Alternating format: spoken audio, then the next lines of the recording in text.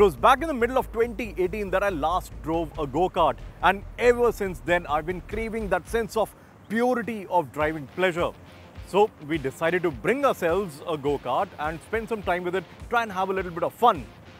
This is a go-kart, and of course it has gotten slightly bigger, not slightly but quite a lot bigger, but this is the latest version of the Mini Cooper, and it is the JCW edition.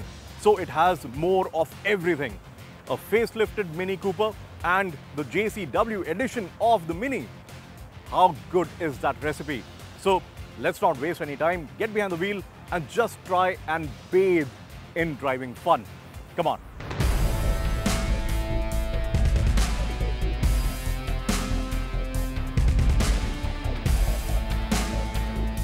In our business, we drive quite a few cars every now and then, and quite a few times we also drive very good performance-oriented machines, sports cars even.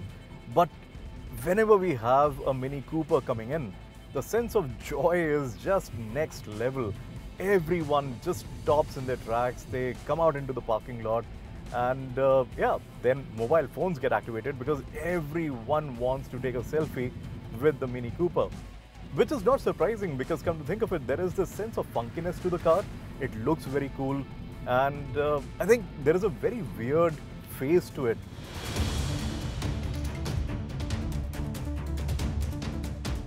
It kind of has a very conflicting character to the way it is designed at the front.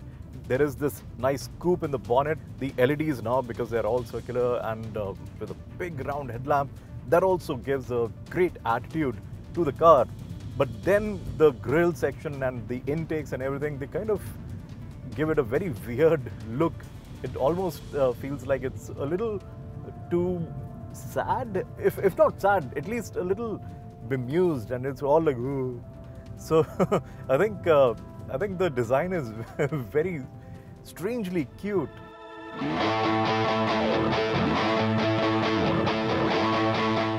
Minis over the years have become big. They are not mini in their true essence, but even so, the footprint of this car is really small, and that really goes a long way in affording it great dynamics.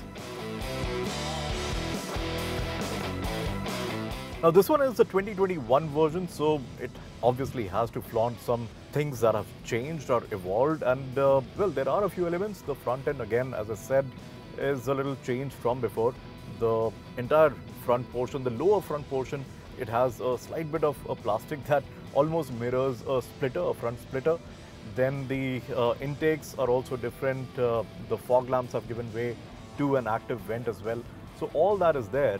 And then there are some other subtle changes here and there. So it kind of does feel like it has been given a little bit of a nip and tuck job, and not much else, to be honest.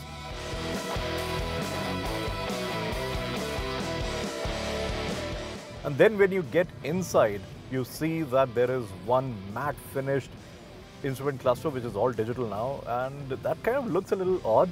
I'm kind of conflicted over here. I do not like the look and feel of it, and I think the real estate management could also have been better. But others in the office have absolutely loved it. I think they again think that it's a very funky sort of an element, floating sort of a treatment given over here. So a lot of people like it. I am probably a bit too old school. I think age is catching up with me. But yes, a lot has changed, and it has changed for the better, especially in the middle console over here. It's got a nice big touchscreen, and the system is all too familiar because it is essentially sourced from BMW. So you will have a sense of familiarity over here. And the menus, the sub-menus, the functionality of the whole system is completely similar to the BMWs that you drive nowadays.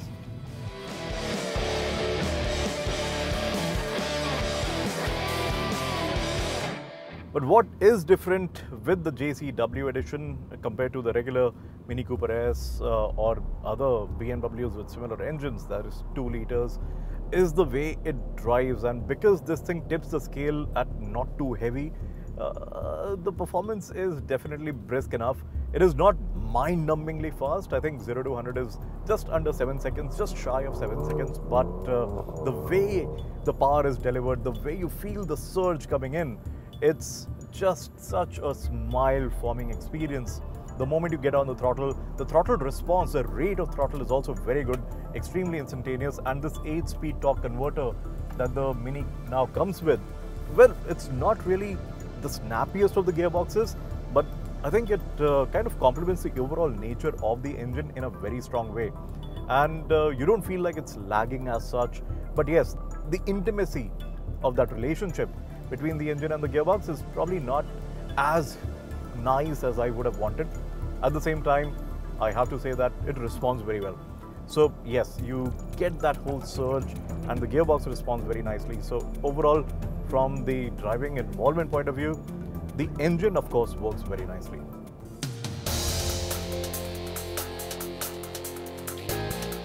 Now this engine is, well, it's not bad at all. It's a 2-liter, as I said before, and it produces 231 horsepower. No change over there. And the torque is also nice and thick through the mid of the rev range. So you get 350 odd Newton meters being delivered all through. And that kind of makes a very significant amount of difference, because we were cruising at about 70 kilometers per hour and the needle was ticking just over 1200 RPM.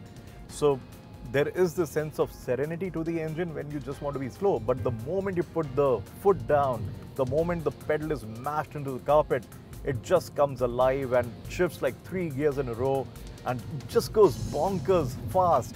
So the sense of urgency that you get when you downshift is pretty much there. You really don't have to wait a lot for the boost to build up as well. And yeah, I think what you want a Mini to do, this one does. And this one also does that in a way which kind of makes you feel very jiggly inside the car, which has been a trait of the Minis for the longest time.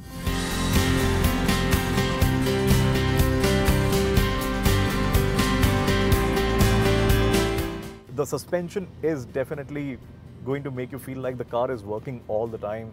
Even when you're in comfort mode, which is not really labeled as comfort, it is labeled as mid. And then you have another mode which is green, so everything becomes very quiet and it's all very eco-minded. And then you have sport, where everything just gets dialed up to 11 and not really going to be mind-numbingly quick or something. But yes, the responses become much sharper. The throttle again is much more alive, the steering is much more alive, and you can feel the road even more than what you do in the standard variant or in the mid or the comfort setting.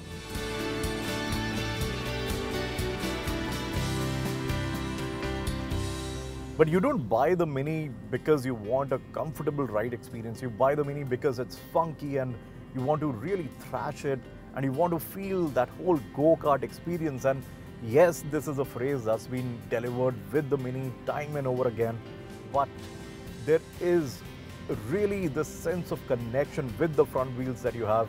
And despite of this being a front drive layout, the way the Mini darts through the corners, the way the steering wheel responds, the way the directional changes happen, it's all so intuitive, it's all so instantaneous that you do feel that the Mini is a big go-kart, and nothing wrong with that.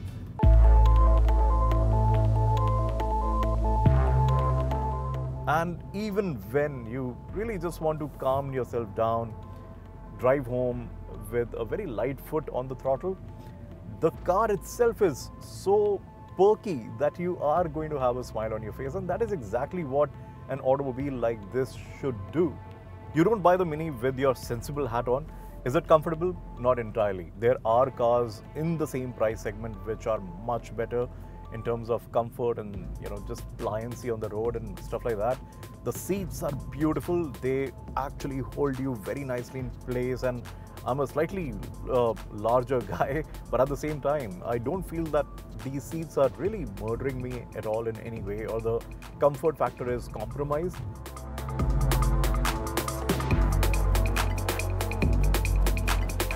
It is not a car to haul big people in, or just go for really long distances with a massive amount of luggage. It is a car that you drive just to have fun, to go from one point to the other with the massive smile that you can actually manage on your face. So in doing that, the Mini has probably no rival at all.